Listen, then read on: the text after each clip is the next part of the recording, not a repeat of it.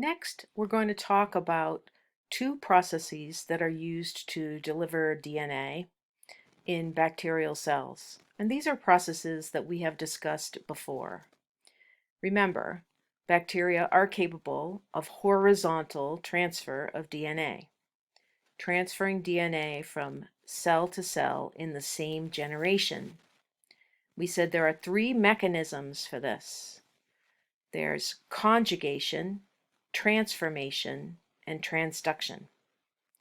Conjugation is not a process that's used in biotechnology, but the other two are.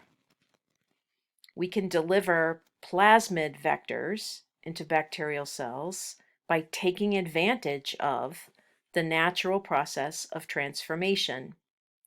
And we can use viral vectors to deliver DNA to bacterial cells using the natural process of transduction.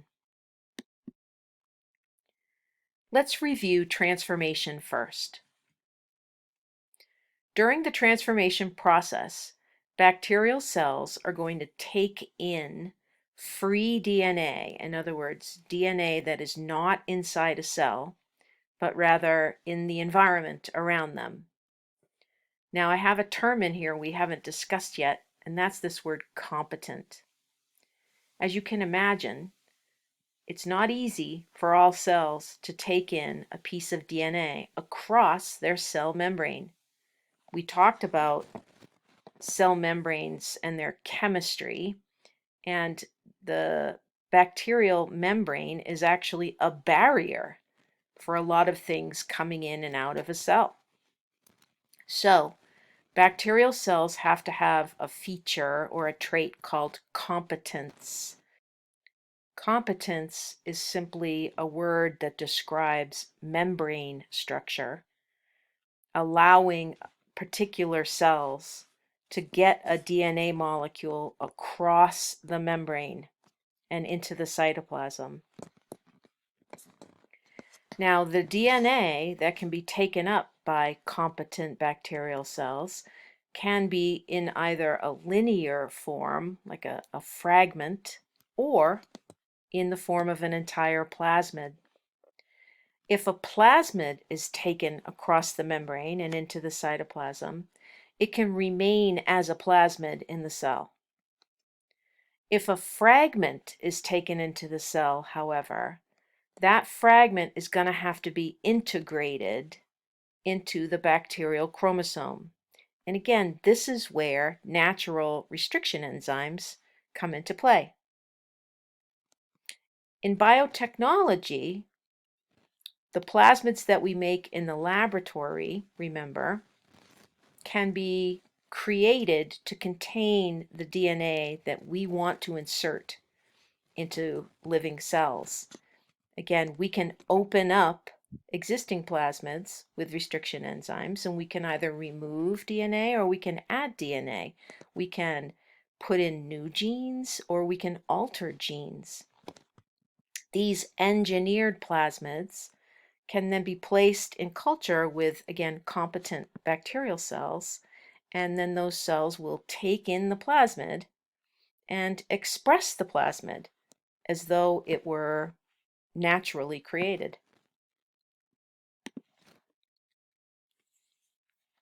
This slide shows a diagram of the process of transformation occurring in a bacterial cell. If you start on the left-hand side near the number 1, you can see a drawing of a generic bacterial cell. They're showing us the bacterial chromosome in purple. It's supposed to represent a nucleoid. And then they're showing us a plasmid in blue. Now, if you go over to the right-hand side to the number 2, you can see another piece of DNA shown here in purple. And they're telling us that this is the location of the gene that we're interested in, the gene that we would like to insert into this plasmid that we have isolated in the laboratory. There are lots of different sources of DNA that we use in recombination. But in general, we can harvest the gene from natural sources by cutting up the DNA into fragments. And as we've discussed, once we have the fragment of DNA that we want, we can then insert it into the plasmid using restriction enzymes. Once we have our plasmid created, and of course it is now recombinant DNA, it is DNA that has been recombined. It's a natural plasmid that has had a gene that we're interested in inserted into it. We can then take that plasmid and we can expose bacterial cells to it, and as long as they're competent, as long as their membrane allows for the plasmid to be taken into the cytoplasm, that plasmid can then sit in the cytoplasm, and that cell will treat it just like any other plasmid. It will express the genes inside the plasmid. It will transcribe and translate that gene and produce the protein that gene codes for. Next, let's talk about this process of transduction, which involves using viral vectors. Remember, we said that transduction involves the transfer of DNA from one bacterial cell to another through infection with a virus. And the viruses that infect bacterial cells are called bacteriophages. So in this case, we're not using a plasmid vector. Our vector is the virus, a bacteriophage. It turns out that there are two types of bacteriophages, or what are sometimes called phages. There are both lytic and lysogenic phages. Lytic bacteriophages do a form of transduction called generalized transduction, and lysogenic bacteriophages do a form of transduction called specialized transduction. And we're going to look at each one of these. The natural process of viral infection is what allows transduction to occur in a bacterial cell. When viruses enter into cells, they are using the cell to copy their own genetic material and to express their own genetic material. When lots and lots of new copies of the viral particle are made, they leave the host cell, they leave the bacterial cell. And transduction occurs when the new viral particles accidentally take a little bit of bacterial DNA along with them. So they take a little piece of bacterial DNA along with their own viral DNA, and they head out of the cell. All we're doing is taking advantage of this natural process. So we're going to talk about generalized transduction first. And generalized transduction occurs using lytic bacteriophages. Now, what exactly is a lytic virus or a lytic phage? That word lytic means rupture or burst. So this is a type of virus that, as it exits its host cell, it causes that host cell to burst or break open. So let's think about how this type of infection would occur naturally. The phage virus is going to infect a first bacterial cell or a host cell. Now this infection process gets a name. It's called adsorption, and it involves the virus binding to a receptor on the surface of the bacterial cell.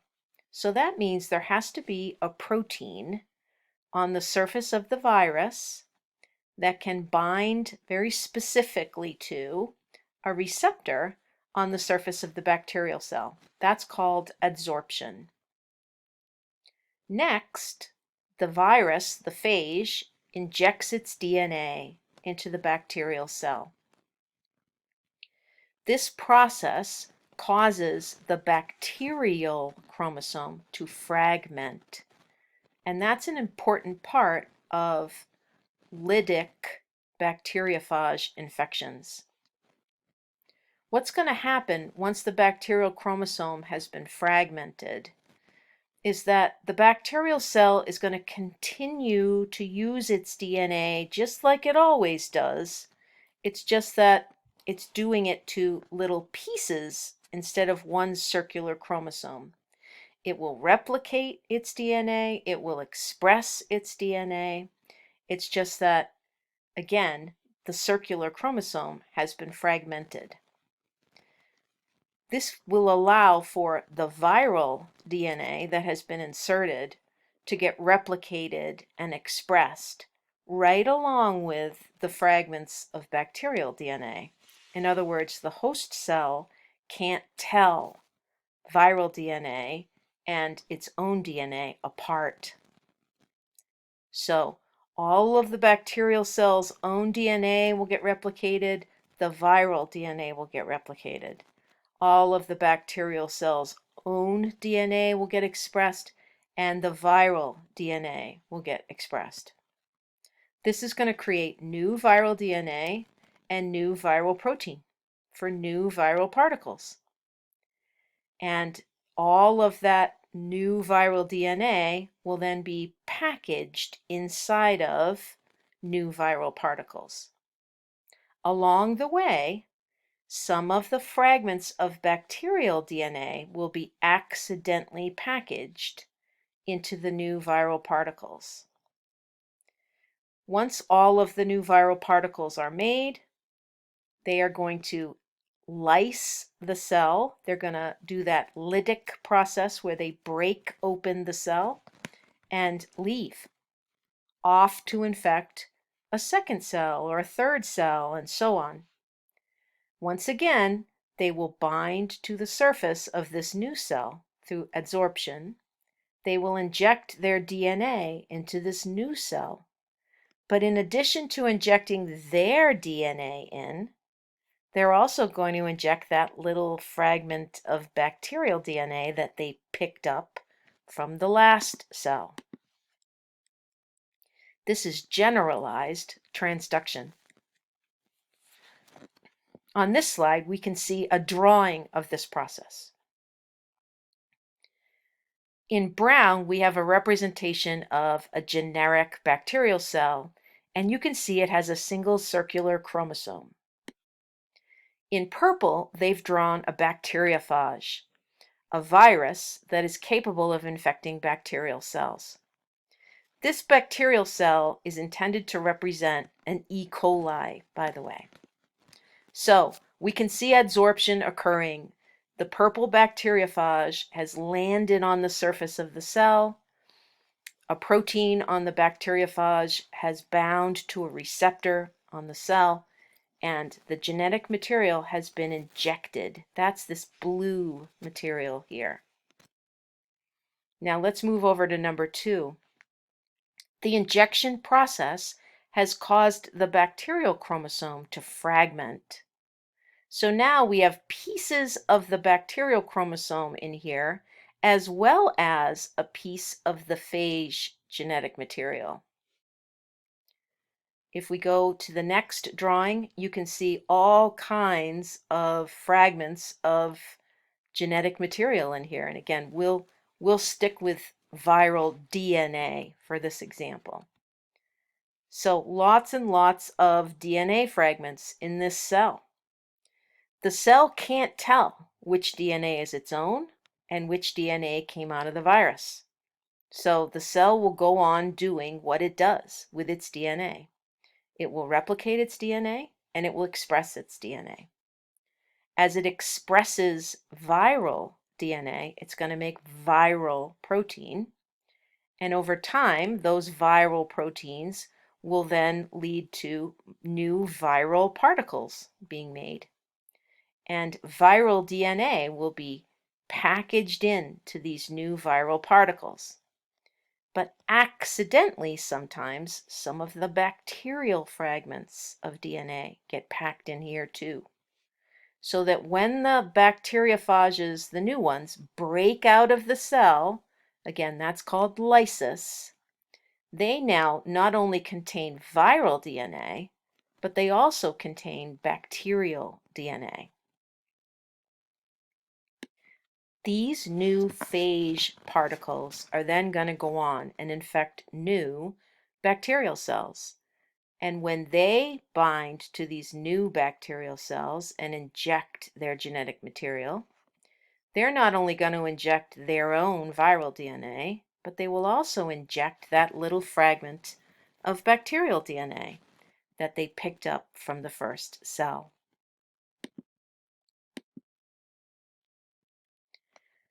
Now, I also want to talk about another form of transduction called specialized transduction. This is a form of transduction that involves a different type of bacteriophage. This involves infection with a lysogenic phage. In this case, the viral DNA that gets injected into the bacterial cell will not cause fragmentation to occur. Instead, the bacterial cell will take the viral DNA and will incorporate it into its own chromosome, again using restriction enzymes. The bacterial cell will see the viral DNA and will literally insert it into its own circular chromosome using restriction enzymes. Now the viral DNA is literally part of the bacterial chromosome, and so it will again get replicated and it will get expressed just like it belonged to the bacterial cell. In other words, the cell has no way to tell which DNA is bacterial and which DNA is viral. As far as the cell is concerned, it's all bacterial DNA. Now, lysogenic phages can stay inside of bacterial cells for a long time. In other words, their DNA sits in the bacterial chromosome for a period of time. But then something will happen that will cause the viral DNA to come back out of the bacterial chromosome. And all of the viral proteins will reassemble into viral particles, and the virus will leave the host cell.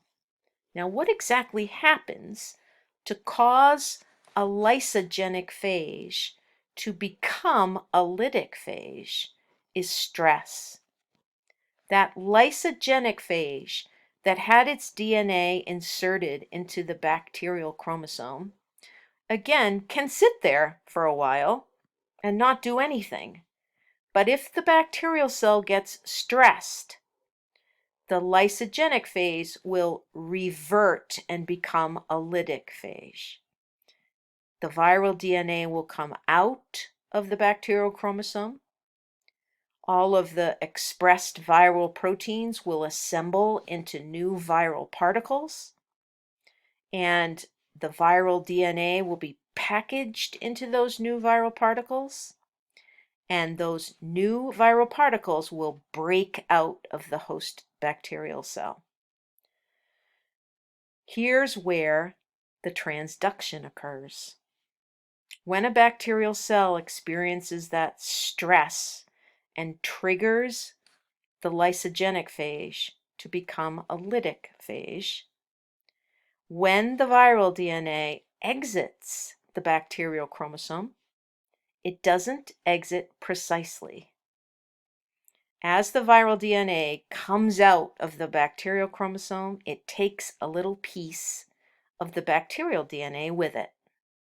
In this next slide, we can see this process in a drawing. If you start over here in the upper left, you can see a bacterial cell with a single circular chromosome. And they're showing us a stretch of DNA that has been colored in black. This is the viral DNA that was inserted into the bacterial chromosome. They've given this a name on this drawing. They call it a prophage Don't worry about that term. Just understand that in specialized transduction, the lysogenic phage has its viral DNA inserted into the bacterial chromosome. Now, something's going to happen to stress this bacterial cell. And we've talked about the kinds of things that are stressful to bacteria. One of the biggest ones is a lack of water, or what we call desiccation. Remember, that can trigger certain bacteria to sporulate. Another stressful event would be a lack of nutrient availability. Another might be a buildup of waste products in the environment. There are all kinds of things that would stress out a bacterial cell. Whatever the stress is, it's going to induce this lysogenic bacteriophage to become a lytic bacteriophage. It's going to induce the lytic cycle, in other words. What will happen is that black piece of viral DNA will come out of the bacterial chromosome. It's just that it's going to come out imprecisely, and that's what they're showing us here. Now you can see not only is there black DNA that has come out, but a little bit of the lightly colored DNA went with it. They've even showed us that a little piece of the viral DNA got left behind. That can also happen. Now, the viral DNA has come out of the chromosome. New viral particles are going to be assembled in the host cell, and then the virus will exit the host cell by breaking it open. These new viral particles that now contain a little bit of bacterial DNA are going to go on and infect other cells. And that's what they're showing us here. Those particles are going to inject their DNA in, and because they are lysogenic, that DNA is going to be inserted into the bacterial chromosome. And that's what we can see here. Only now, it's not just viral DNA that has been inserted, but a little bit of DNA from that last bacterial cell has been inserted as well.